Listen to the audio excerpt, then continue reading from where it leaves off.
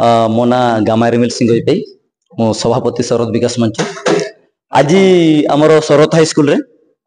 Career counselling आमर वृत्ति कर्मशाला कार्यक्रम एवं कार्यक्रम रे कप्तिपदा तहसीलदार भीमाकांत माझी महोदय ओएस एवं आमर मयूरभंज इरिगेशन डिपार्टमेंट रो असिस्टेंट एग्जीक्यूटिव इंजीनियर रामलाल तिव महोदय एवं आमर शरद पीआरएम कॉलेज रो इंग्लिश अध्यापक मनोजन बिहारी सर एवं अन्य बड़ बड़ पदाधिकारी मैंने आज यहाँ आसते एवं शरद स्कूल आज आम कैरियर काउंसलिंग सफलतार सहित अनुष्ठित होती कार्यक्रम में शरद अंचल 6 गोटी हाईस्कल पिला माने अंशग्रहण करछंती एवं गोटाए कॉलेज रो पिला माने अंशग्रहण करथिले। कार्यक्रम में आम्भे माने पिला माने केमती मैट्रिक पर सीटी पढ़िबे पिला माने केमती बीएड करिवे जने पिला मास्टर कोर्स करके जने अध्यापक चाकरी पाइबार जो नियुक्ति केमती सृष्टि पारिबो ता ऊपर पिला मानकु मार्गदर्शन क्लास दिया जाइछि एवं आमर आईन उपरे मध्य आमर जोटा पोक्सो एवं जुवेनाइल एक्ट ता संबंधित जहाँ भी किसी आईन अच्छी एवं तत्सहित पिला माने ओडिशा न्यायिक सेवा कि जोटा ओजेएस परीक्षा पिला माने केमती सफलता पाइबे से संपर्क में मध्य मार्गदर्शन दवा पाई आमर एडवोकेट कमलाकांत महांती आमर नीन भाई हैदराबाद सेशन से मध्य आसते एवं शरतर आमर 2 गोटी कोचिंग सेंटर स्वाधीन कोचिंग सेंटर एवं आमर जो साहू बाबूंकर कोचिंग सेंटर से टाउन पिला माने आसते एवं शरद भया आदिवासी बहुल अंचल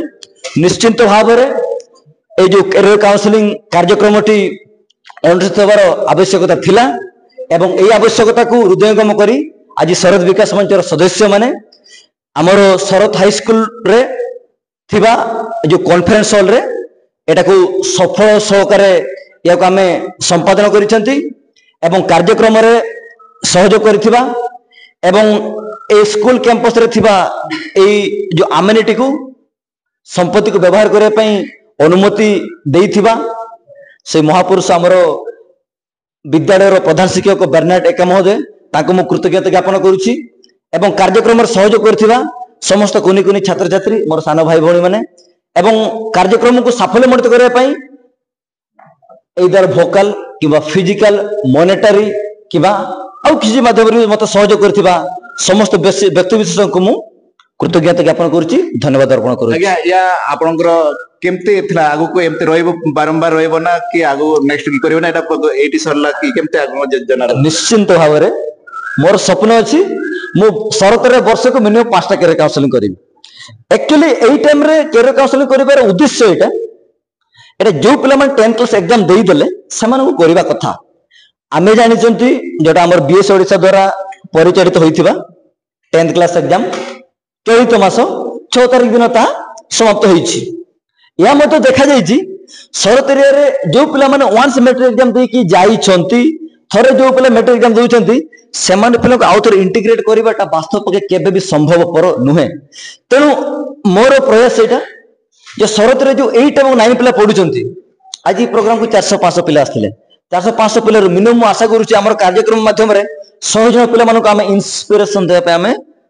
सफल होइछु 100टा पिला मानको आमे मोटिवेट करि परिछु अति कम रे। तेनु हमर गोटे वर्ष जे आमे 5टा प्रोग्राम करिछु वर्ष को आमे 500 पिला को निश्चित भाव रे भल के आमे मोटिवेट करि परिबो सांको आमे उच्च आशा से देखै परिबो उत्तम कैरियर रो आमे नूतन स्वप्न आमे ताको देखै परिबो काहे कि हमर एठी एरिया रे 9टा हाई स्कूल अछि ताले वर्ष को जदी हमर 9टा हाई स्कूल अछि 9टा हाई स्कूल वर्ष को हमर पिला माने